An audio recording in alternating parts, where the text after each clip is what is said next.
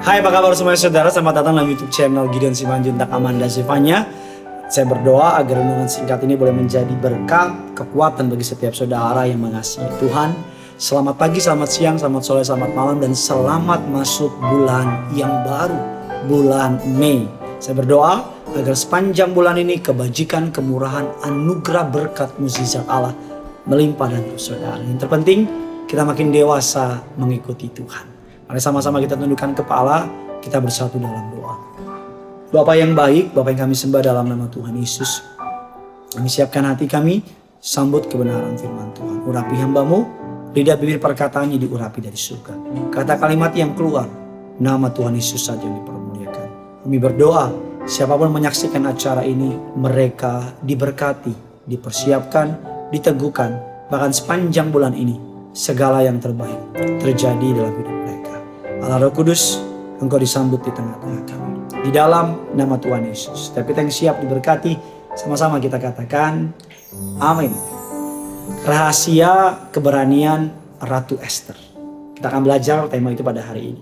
Di dalam Alkitab ada begitu banyak rahasia tentang iman yang bisa kita teladani. Salah satunya tentang keberanian. Semua orang pernah mengalami masa sukar. Semua orang pernah mengalami masa-masa yang mengerikan dalam hidup mereka. Dan Ratu Ester juga mengalami hal tersebut. Dia tercatat sebagai Ratu Persia yang terkenal dengan nama Ratu Ester. Namun dengan keberanian yang ia miliki, Ratu Ester berhasil menyelamatkan bangsa Israel dari pemusnahan. Apa sih rahasia dari Ratu Ester sehingga ia dapat melangkah dan menaklukkan tantangan yang besar? Pertanyaan yang pertama adalah, siapa sih Ratu Ester? Ratu Ester adalah seorang orang buangan. Bahasa Ibrani dari nama Ester adalah Hadasa. Dia adalah anak angkat pamannya sendiri, yaitu Mordekai, pegawai di istana Raja Persia. Dalam Ester 2 ayat yang ke-15. Mereka termasuk orang kaum Yahudi yang dibuang dalam penjajahan Raja Nebukadnezar, Raja Babel. Setelah Babel ditaklukkan oleh Persia, bangsa Israel berada di bawah kekuasaan Raja Persia. Setelah melakukan banyak persiapan seleksi, Ratu Ester atau Ester berhasil terpilih untuk menggantikan Ratu Persia yang terdahulu. Kehidupannya all of a sudden berubah drastis. Dari orang biasa menjadi istri dari raja yang berkuasa. Menjadi istri dari raja yang dihormati oleh banyak orang-orang di sekitarnya. Sayangnya keadaan tidak selamanya baik. Kita kan pernah mengalami hidup everything's good. Tiba-tiba ada badai kehidupan. Ratu Ester atau lebih tepatnya kaum dari sukunya orang Israel, orang buangan, akan dimusnahkan oleh musuh orang Israel namanya Haman. Ketika Ratu Ester mendengar kabar bahwa bangsanya terancam akan dimusnahkan, Ester tidak hanya duduk diam tenang, karena bisa saja sebagai ratu dia pura-pura nggak tahu, pura-pura nggak ngerti, pura-pura everything's good dan nggak mau ambil resiko. Tapi Ratu Ester, dia memilih untuk menguatkan hatinya, mengumpulkan keberaniannya setelah melakukan puasa bersama sebelum akhirnya menghadap raja dan berbuah keselamatan bagi bangsa Israel. Keputusan Ester bukan hal yang mudah, karena jika menghadap raja dan raja tidak memanggil, hukumannya adalah mati. Namun Ester tetap melangkah, tidak hidup dalam ketakutan, dan Tuhan menyertainya sehingga Ester dipakai oleh Allah untuk menyelamatkan bangsa Israel. Apa rahasia yang membuat Ester begitu berani? Yang pertama, Ester tidak hidup dikuasai masalah. Firman Allah mengatakan dalam Ester 4 ayat ke-16, "Pergilah, kumpulkanlah semua orang Yahudi yang terdapat di Susan dan berpuasalah untuk aku. Janganlah makan, janganlah minum 3 hari lamanya. Baik waktu malam, baik waktu siang, aku serta dayang-dayangku pun akan berpuasa demikian. Dan kemudian aku akan masuk menghadap raja.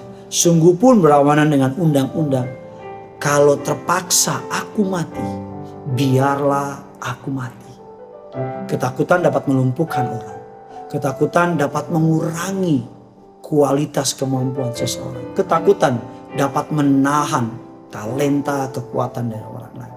Tetapi Ester tidak membiarkan ketakutannya menguasai dia. Sekalipun undang-undang mengatakan bahwa kalau tidak dipanggil raja dan harus menghadap dan memaksa menghadap, maka hukumannya mati. Tetapi Ester tetap melangkah kepada raja, merendahkan diri di hadapan Tuhan, berdoa agar Tuhan menyelamatkan bangsa dan dirinya. Esther mengerti bahwa siapa yang berkuasa, siapa yang benar-benar memegang kendali dalam hidup mereka, siapa yang menentukan akhir dari segala kehidupan mereka. Esther tahu bahwa kalau Tuhan yang memegang kendalinya. Mari belajar seperti Esther. Ketika masa sulit datang, ketika keadaan tidak ideal menyerang kita, mari jangan sampai masalah mengendalikan kita. Tapi mari berusaha kendalikan hati kita, kendalikan pikiran kita, berjalan sejalan dengan firman Tuhan, dan berfokus kepada proses yang Tuhan sedang buat. Saya percaya ketika kita mengalahkan ketakutan kita, tidak dikendalikan oleh masalah, bahkan mengendalikan masalah, datang mendekat kepada Tuhan, lakukan yang terbaik, sisanya serahkan sama Tuhan. Maka kita akan dapat melangkah dengan berani dan merasakan hadirat Tuhan di tengah-tengah keadaan yang sulit. Yang kedua, Esther tidak berjalan sendirian. Ratu Esther sangat memahami bahwa ia tidak mampu menghadapi tantangan ini sendirian. Ia butuh pertolongan Tuhan dan dukungan dari bangsanya. Karena itu ia berdoa dan berpuasa. Bahkan dia mendeklarasikan, mari seluruh orang yang ada di Susan berpuasa sama-sama. Bahkan dia pun dengan dayang-dayangnya berpuasa. Tidak makan, tidak minum selama dengan siang. Bahkan Alkitab mengatakan dia meminta penyertaan Tuhan. Sehingga raja berbelas kasihan kepada Esther. Raja mengulurkan tongkat emasnya, bahkan mengatakan apapun keinginan Ratu Esther, sampai setengah kerajaan sekalipun akan diberikan kepadamu. Esther 5 ayat 2 dan ketiga. Tuhan membuat Esther bergerak pada timing yang tepat. Dengan mengajak Haman ke jamuan makan 2 kali. Tuhan membuat raja tidak bisa tidur. Entah kenapa ia ingin dibawakan catatan sejarah. Dari situ raja mendapati Mordekai pernah menyelamatkannya dari pencobaan pembunuhan. Sehingga ia berkenan di hadapan raja dalam Esther 6. Pada akhirnya Tuhan juga yang meramu kesempatan, timing, masa lalu untuk membawa kemenangan. Pada akhirnya Tuhan juga yang membuat musuh-musuhnya Esther disula pada tiang yang ia dirikan untuk membunuh bangsa Israel. Semua peristiwa tersebut di luar kekuatan Esther. Ini adalah campur tangan dari Tuhan yang selalu bekerja dalam setiap orang-orang yang meminta intervensi dalam kehidupannya. Hari ini masalah apa yang sedang hadapi? Hari ini keberanian apa yang sedang butuhkan? Mari percaya bahwa Tuhan menyertai orang-orang yang menguatkan hati. Allah berkata kepada bangsa Israel, kuatkan dan teguhkan hatimu. Allah berkata kepada Yosua, kuatkan dan teguhkan hatimu. Allah berkata kepada para pahlawan iman, jangan takut sebab aku menyertai engkau. Jangan dikendalikan oleh masalah, jangan berfokus kepada masalah, tapi terfokus kepada Tuhan yang memiliki hasil akhir. Tuhan yang menentukan ending dari segala ending. Dan jangan berjalan sendirian, berjalan bersama dengan Tuhan, berjalan bersama dengan orang-orang yang takut dengan Tuhan.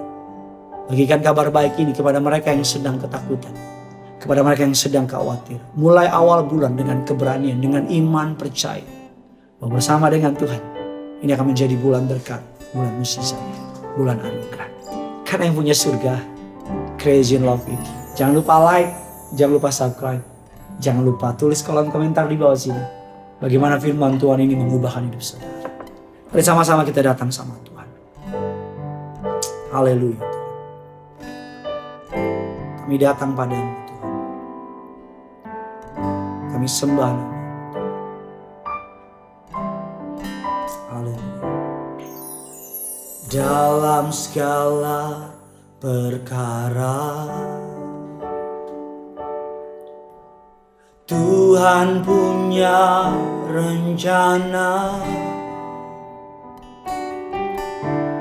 yang lebih besar dari semua yang terpikirkan.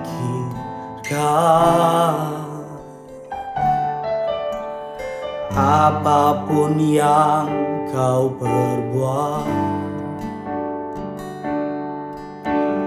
tak ada maksud jahat, Sebab itu kulakukan semua denganmu Tuhan. Ku tak akan menyerah pada apapun juga, sebelum ku coba semua yang ku bisa, tetapi ku berserah kepada kehendak-Mu. Hatiku percaya Tuhan punya rencana. Bersama-sama kita datang sama Tuhan. Dalam segala perkara punya iman, Tuhan punya rencana. Tuhan punya rencana yang lebih besar dari semua yang terpikirkan. Apapun yang kau perbuat, apapun yang kau perbuat, Tuhan gak punya maksud jahat. Tak ada maksud jahat.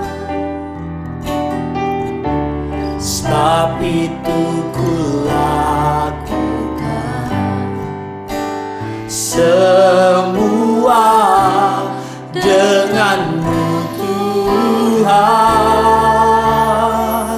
Ku tak akan menyerah pada apapun juga, sebelum ku coba semua yang ku bisa, tetapi ku berserah kepada kehendak-Mu. Hatiku percaya Tuhan punya rencana. Mari bawa imanmu pada hari ini. Ku tak akan menyerah pada apapun juga, sebelum ku coba semua yang ku bisa, tetapi ku berserah kepada kehendak-Mu. Hatiku percaya Tuhan punya rencana. Hatiku percaya Tuhan punya rencana.